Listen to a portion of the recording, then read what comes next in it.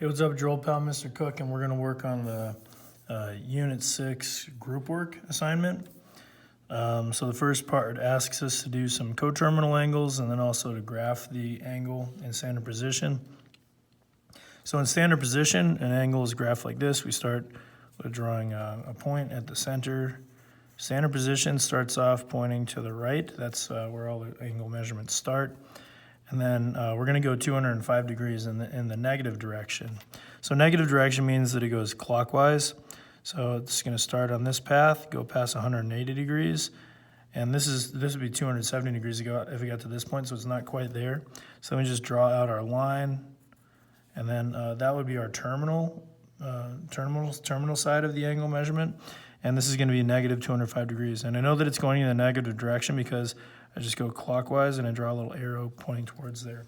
So that's how you properly draw out this angle measurement. Now for the coterminal angles. Coterminal angles are, like if you start with some angle, a coterminal angle to it would be if I were to add on 360 degrees, or if I were to take that angle and subtract away 360 degrees. It has the same starting point, it goes in a full circle, and winds up at the exact same terminal point. So that means that these two different methods would find coterminal angles. I'm tasked with finding one positive coterminal angle and one negative one. So I've already got this negative angle. So to find a positive angle, I'm obviously going to have to add on 360 degrees to this. So if I just take negative 205 and add on 360, what do I get? So negative 205 plus 360. That gives me 155 degrees.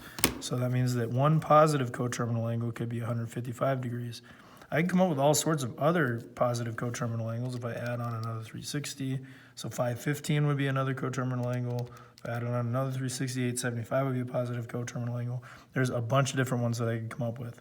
Any positive angle that's 350 degrees away from the original angle is going to give me a coterminal angle. So to find another negative one, I'm going to take negative 205 and go the other way, subtract 360 degrees. That would give me negative 565 degrees. So another negative coterminal angle would be found if I subtract another 360 or another 360. These are all negative coterminal angles. Okay, now what do we do if we're dealing with radians? Well, coterminal angles for radians is just that angle plus 2 pi for one full circle away, or minus 2 pi radians for another full circle away, but in the opposite direction. So I'm going to do the same thing, but find coterminal angles for these radian values. And I'll talk about different methods for that as well in a second. Let's graph it out first. So one thing that you need to remember is that pi radians is the same as 180 degrees. Oops, I'm going to write the little equal sign there instead of the other symbol. So it equals 180 degrees. So every pi that I goes half of a circle essentially in one direction. So 15 pi over 4, well, what is that? How many pi's is that? 15 over 4 of them. So 3.75. So that means that I would go 3 half circles and then 0.75 of a half circle. So, I start off in the same thing, standard position, right? And then it tells me to go 3.75 half circles. So I go in the positive direction, so that's counterclockwise. So I go 1 pi, 2 pi, 3 pi, and then another 7/5 of a pi. So it goes 1/4, 1/2 of a pi, and then 7/5. So it goes, 3/5. Geez, come on. 0.75 or 3/4 of a pi. There we go. Now, that's in terms of just like looking at the angle measurement with radians. But remember, you can always just convert this to degrees if degrees are the go-to for you. So you can always multiply this by 180 and divide by pi to convert it to degrees instead. So the pi values cancel out, and then if you just multiply all that stuff together, 15 times 180 divided by 4. So this is 15 pi over 4 is the exact same thing as saying 675 degrees. So if it's a little easier for you to graph out degrees, then do it that way. Obviously, this is more than 360 degrees, so if I went the positive direction, it'd be one full circle. And how far beyond one circle is that? All you need to do is just take 675 and subtract away 360. So it'd be another 315 degrees. So you go one full circle and then another 315 degrees. So you end up at the exact same spot that I did with the radian values. So continuing off of this idea of using degree measurements, you can find your positive and negative coterminal angles. That's fine. But you need to remember that since we started in radians, you need to answer these two questions in radians as well. So, if you were to find a coterminal angle, all you need to do is just do the reverse and, convert from degrees into radians one more time. So let me give you an example of that. A positive coterminal angle for this would be if I were to take 675 and add on 360. So 1035 degrees would be a coterminal angle, positive coterminal angle. And to turn that into a radian measurement, all I'd have to do is take 1035, multiply it by pi, and divide by 180. So I just got to reduce this fraction. So 1035 divided by 180, and convert it to a reduced fraction. So 23 pi over 4 would give me 1 positive coterminal angle. It's just, the same as that 1035 that I just found over here. Okay, let's find some negative coterminal angles. So I can, excuse me, I can start with that 675 and subtract away 360. And so 315 would give me another positive coterminal angle. But remember, I need a negative coterminal angle, so I'm going to subtract 360 again. Finally, I've got a negative angle, negative 45 degrees. So negative 45 degrees, you all should know that just from your unit circles, but 45 degrees is the same as pi fourths, so this would be negative pi fourths. But again, you can always just convert that back into radians using the same method that I did here and get the same exact result. So here's a positive coterminal angle, here's a negative coterminal angle. So if you got either of those, you're good to go. And, if you're confused on coterminal angles, just, go back over your notes for it. It's just a simple definition, so understanding the definition helps you a lot in answering these questions. All right, moving on to radians and degrees. This is just converting between the two of these. So I have a radian value here. To convert it into degrees, I multiply by 180 and divide by pi. If I need to convert from degrees to radians, I multiply by pi and divide by 180. Either way, you just need to reduce your stuff. So like the pi's go away, and then let's see, 180 divided by 3 is 60, 60 times 10 is 600, so it's going to be 600 degrees. That's the same as 10 pi thirds radians.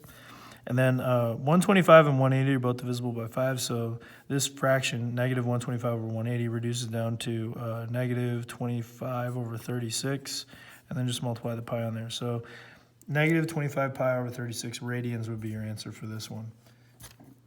And again, you can always reduce your fraction, use your calculator, negative 125 over 180, and then convert it to a fraction again, and it gives you your reduced fraction. See, negative 25 over 36. Okay, anyways, these next problems for number 5 just require you to understand your unit circle. So just, finding values on your unit circle. This says 5 times the sine of pi over 2. So look on your unit circle. What's the sine of pi over 2? On your unit circle, it should just be 1, so that's 5 times 1. Minus 2 times the tangent of pi over 4, tangent of pi over 4, if you look on your unit circle for that, that's also just 1. So it's 5 times 1 minus 2 times 1, or 5 minus 2, which would be 3. So 3 would be your answer for this one.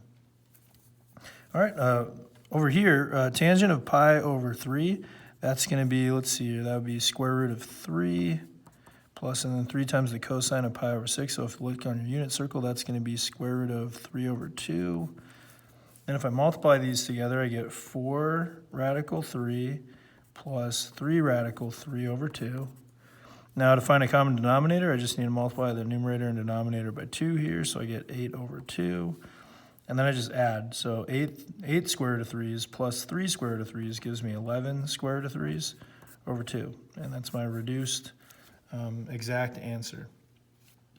All right, next one. So cosine of pi over 4, I've got negative 2, and then cosine pi over 4 is square root of 2 over 2, plus 5 times the sine of 3 pi over 4. Now, the sine of 3 pi over 4 in your unit circle is square root of 2 over 2. So I've got 5 square root of 2 over 2's, and I take away 2 square root of 2 over 2's.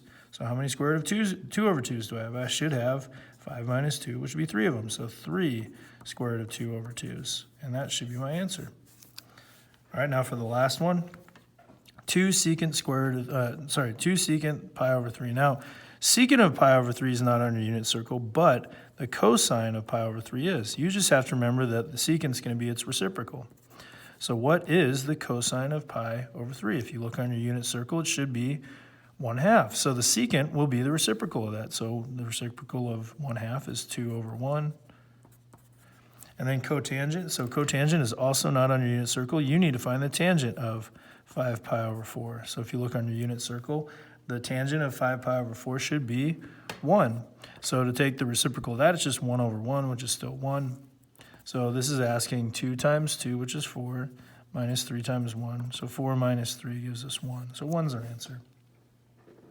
Okay, let's do the reference angles now. You need to understand the definition of reference angles.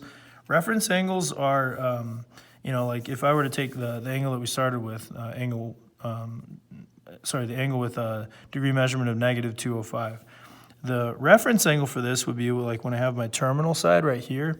If I were to just draw an angle directly with the x-axis, what is this angle measurement right here? That would be the reference angle. So I'm looking for this angle for my reference angle. And you can find it. It's always positive. It's always acute. And it's always with regards to the x-axis and the terminal side. So this angle measurement that I have is, 205 goes this way. So if I took off 180 of it, then that would be 25 degrees left over for this. So 25 degrees would be my reference angle. That's just kind of an example of what I would use for that. So now let's do 225 degrees. So if I just graph it out, and that's what I recommend doing for these problems. Just graph them out. Graph out the angle, just like what you did in number 1 and number 2. So 225 degrees, that's more than 180, and it goes out to here. So my terminal side is going to be like this. And there we go. So if I go 225 degrees, how far past 180 is that? That's going to be, the measurement of our reference angle that we're looking for. So if I take 225 and I subtract away 180, that gives me this little reference angle here, which would be 45 degrees. So there we go, 45 degrees. It's that simple. Graphing out the next one, -145 degrees. Well, that one starts off here, doesn't quite make it to 180 degrees. So how close to 180 degrees is it? All we got to do is just take 180 and subtract away this much, the 145, and that'll give us our little reference angle over here. So -185 plus 180 is going to give you a total distance of 35, so 35 degrees for that one. 462, so that's obviously more than a circle. So I'm going to go positive 360 degrees, and then how many more degrees do I have? So if I subtract away 360, that gives me 120, 102. Man, come on. So 102, there we go. So 102 degrees means that I go a little bit past 90 to right there. So that's where my angle measurement's going to be, terminal side and standard position side. So the reference angle that I'm going to have, it goes directly from the terminal side closest to the x-axis. So it's this angle that I'm looking for. So if this angle is 102 degrees past a full circle, 360 degrees, then how many degrees are left over for this angle? So in total, it should be 180 here. So if I take out 102, that'll give me 78 degrees for that little reference angle. So 78 degrees for that.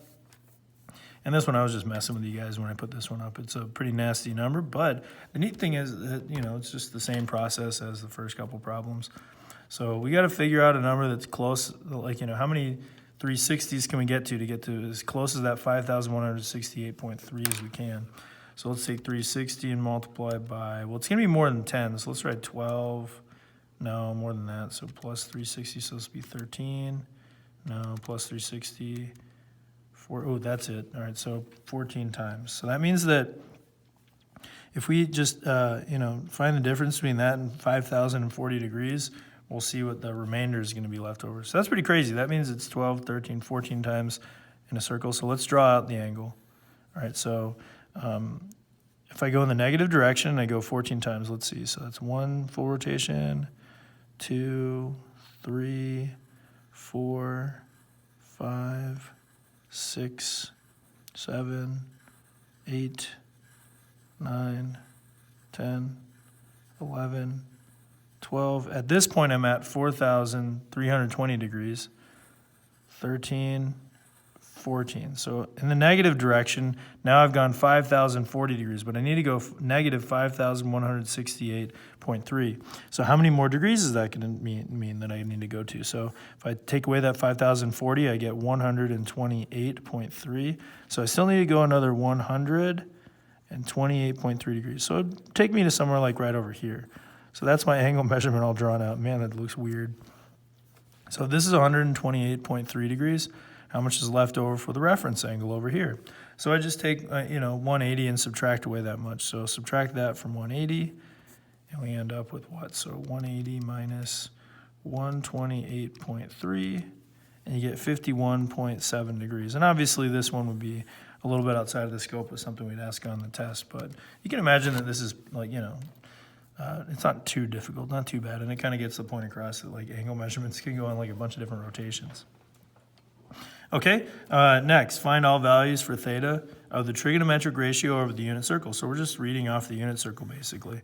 You will be given a blank unit circle that you can fill out if you want. It's not going to count for any points or anything like that, but if you want to fill it out for your test, you can.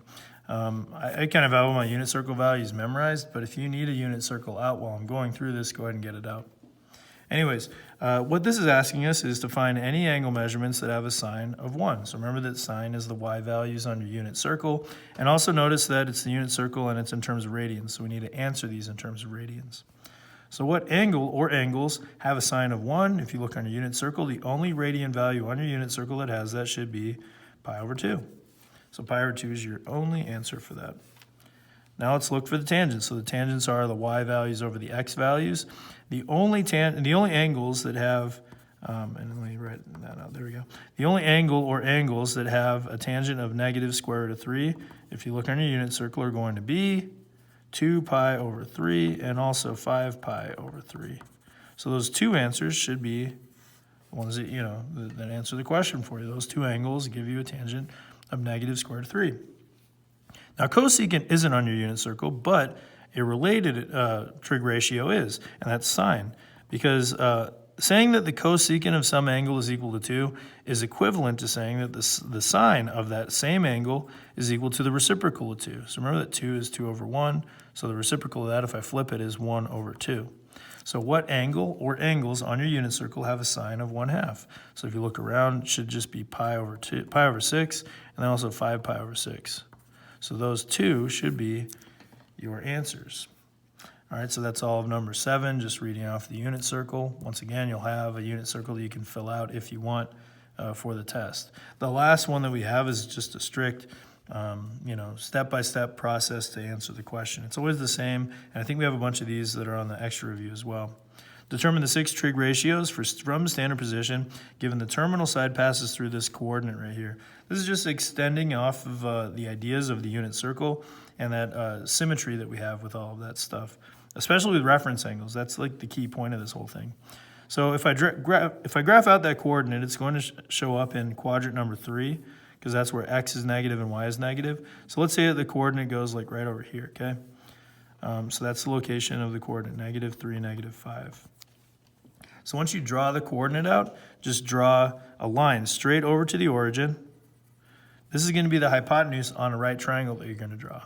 And the rest of the right triangle is found by just drawing a straight line to the x-axis. It always needs to be to the x-axis because this is how we find our reference angles. And when you find a reference angle, the big deal about a reference angle is that it's like kind of like the way to find your trig ratios from any position on the graph. It's always with respect to the x-axis, and it finds those six trig ratios for you. You only need to adjust for like the signs, the positive or the negative parts of it, regarding what quadrant it's in. So to finish writing this up, this is how I usually do it. The x value, -3, is going to give you the side along the x-axis, so that's a -3. The y value gives you the side that goes up and down, so that's a -5. And then you just use Pythagorean theorem to solve for this side. This is not a Pythagorean triple. -3 squared plus -5 squared does not give you -4 squared or 4 squared. It gives you something else entirely. -3 squared is 9. -5 squared is 25. If I add those together, I get 34. And if that's equal to my hypotenuse squared, that means my hypotenuse is equal to, since it's a side length, just the square root of 34. Okay, so now I'm going to put together my 6 trig ratios. I've got sine and cosine and tangent. And then I've also got cosecant and secant. And I've got cotangent. All right, let's get all those ratios out of the way. So the sine for this angle is going to be the opposite side over the hypotenuse. So that's -5 over the square root of 34. And then the cosecant is its reciprocal. So if I do the reciprocal of that, it's going to be negative square root of 34 over 5. All right, and then cosine. Cosine is going to be the adjacent side over the hypotenuse, so that's going to be negative 3 over the square root of 34. The secant is just the reciprocal of that, so it's going to be a negative square root of 34. Come on, 34 over 3. And then tangent is the opposite side over the adjacent side, so that's negative 5 over negative 3. The negatives cancel out, so you get 5/3. And then the cotangent of that is going to be the reciprocal of the tangent, so it's going to be 3 over 5. So that completes the first page. I think this is a pretty good place to stop.